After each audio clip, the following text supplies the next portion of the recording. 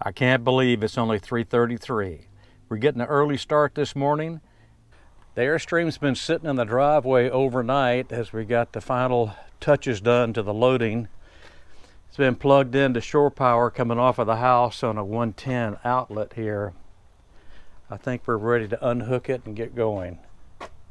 Okay, so you're asking why did we leave at 3:30 in the morning? Well, two reasons. One is we wanted to get through Mobile, Alabama before the rush hour, so we're going to get there and get through that.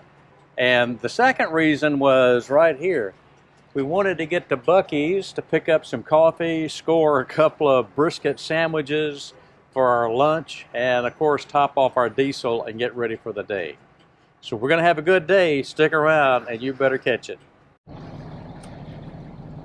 And just when you think you've got it in the clear, there's an accident here at Mobile, and we've been stuck on this causeway for about 40 minutes now.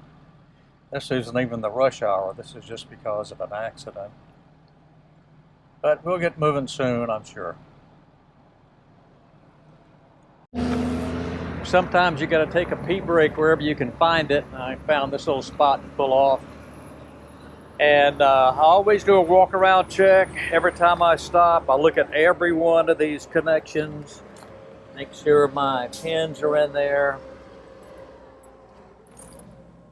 Check it out good. It doesn't hurt to be safety conscious.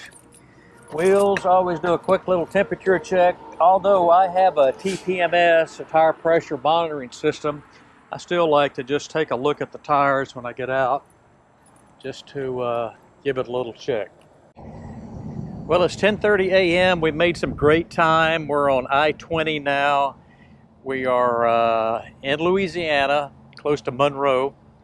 And I've came up with a problem. And sometimes when you are traveling, issues come up, and that's why it's always important to be prepared. So what's been going on is my trailer brake has been disconnecting, and then after a few minutes it'll reconnect. So I stopped twice and I reset the plug here, which I've never had trouble with this plug before. You can see there's a little bit of movement there. But what I did yesterday was I cleaned the plug and I sprayed it with some lubricant protectant, and I think that is the problem, that now it slips in so easy it wants to jiggle itself loose, because every time it would disconnect, it'd be right when I hit a bump in the highway. So my solution, or what I'm going to try to do, is I've got some duct tape, and you don't want to leave home without your duct tape. I'm going to take the plug and put a wrap of duct tape on it and see if that'll hold it in there a little bit more secure. So let me do that and I'll show you when I get finished. Okay, I took the duct tape and just did one wrap on the plug. Now the plug is in there very tight, and we'll see how that works. As you all know, I-20 has a lot of bumps in it, so we're going to end up hitting a few of those bumps, and we'll see how this plug's going to hold. And we're going to have a little lunch right now. What we do is we find a place to park, like this rest area here, make some sandwiches, whatever, have some lunch, and stretch our legs, let the dogs get out and do their thing. Then we'll get back on the road and keep going. Well, it's 3 o'clock in the afternoon and we've made it to the Texas state line. We're at the Welcome Center, and it's time to go ahead and find a campground. We've made real good progress today. I had no expectations of getting this far, but since we left early and traffic was good except for that short period there early this morning, we have come much further than I had planned. So I'm using RV Trip Wizard on my iPhone, and I've called a campground, and we're going to run down there and look at it and see what it looks like.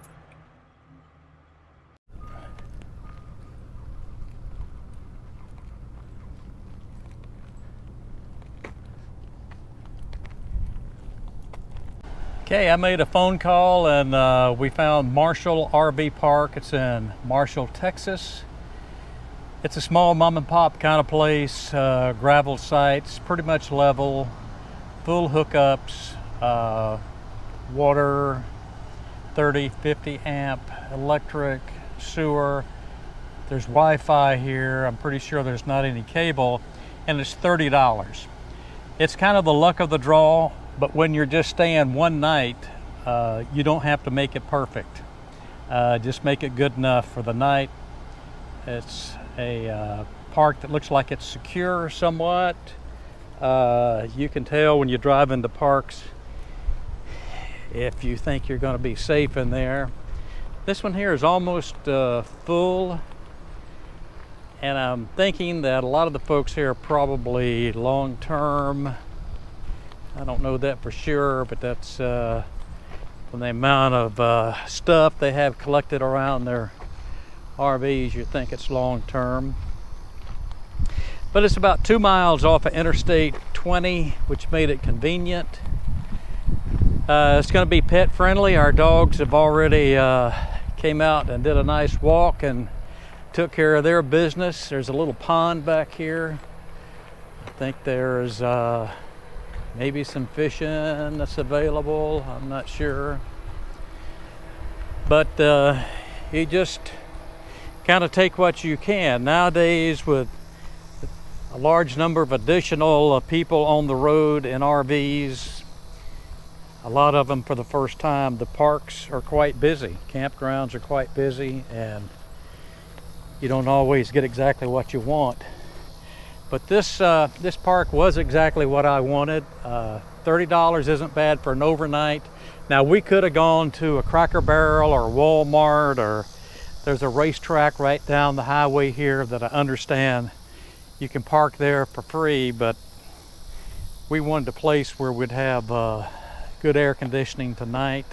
Since we left so early this morning, I think we're all going to sleep real good here tonight. So this is Marshall, Texas. We're going to get up tomorrow to do a leisurely breakfast and pull out and head to our next destination. I wanted to go ahead and wrap up this video. This video was all about one day's travel, what you can expect in one day. The thing is to get prepared, think things out in advance, have your route planned, do your checks. And if you've read any of my books or my videos, I'm a real stickler for tires, so make sure you've got your tires at the correct air pressure when you start on your trip. Don't do it after your tires get hot. That's not the way you do it. It's going to be very misleading. And improper tire inflation is the #1 cause of premature tire failure.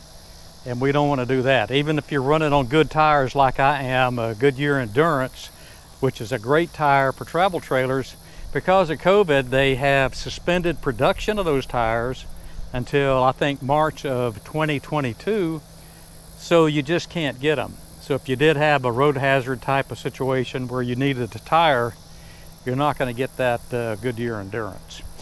Anyhow, be safe out there. Thanks for watching.